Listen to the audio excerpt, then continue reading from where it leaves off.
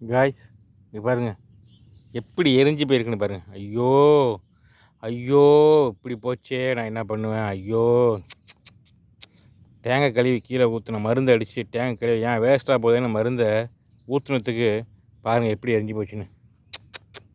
இந்த இடமெல்லாம் எப்படி பசுமையாக இருக்குது, இந்த இடம் எப்படி பசுமையாக இருக்குது, அந்த ஓரம் பாருங்கள் எப்படி எரிஞ்சு போச்சுன்னு.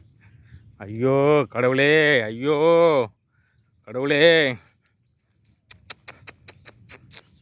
ஐயோ ஐயோ ஐயோ தெரியுதா? ஐயோ மகமாயே இப்படி பண்ணிவிட்டியே மகமாயே.